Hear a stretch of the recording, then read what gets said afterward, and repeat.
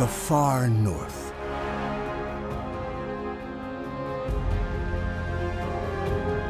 A storied place of daring exploration and untamed wilderness.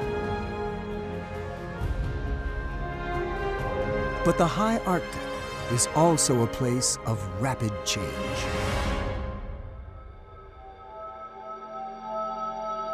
The temperature in the Arctic is rising at a faster rate than the rest of the world.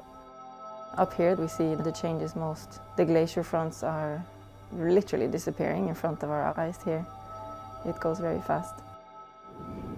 These changes are taking place at a time when modern science doesn't have a full understanding of how Arctic ecosystems work during all times of the year. The polar night, that's defined as the period when the sun is below the horizon 24 hours a day. The length of the polar night varies according to latitudes. At the pole, it lasts for 185 days. So at the pole, there's only one night and one day. At the Arctic Circle, it lasts for one day, and then there's everything in between. It's basically dark 24/7. And so that has a huge impact on the fjord ecosystem. If there's no light, then there's no primary production.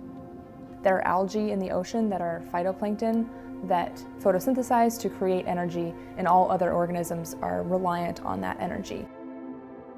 During the polar night, when the base of the food web is basically cut out, for decades, it was just kind of assumed that everything else stops. There's no food. So this period, when it's dark, had remained completely unsampled, unstudied for many, many years. Targeted research into polar night ecology didn't begin until 2009, after an accidental discovery made scientists realize this wasn't a dormant period in the ocean after all.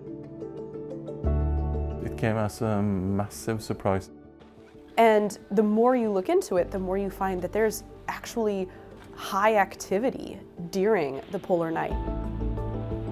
It's an important piece of the overall ecology of the ecosystem to understand, to tie it in with what's going on in the summer.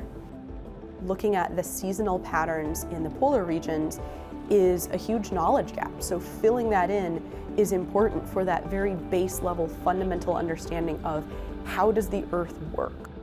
And then the second layer is that the Arctic is very rapidly changing. We have warming water, receding sea ice, melting glaciers, things like that happening.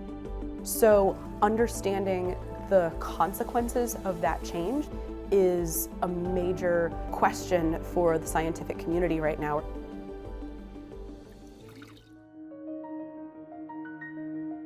What tiny animals are active in the ocean during the polar night?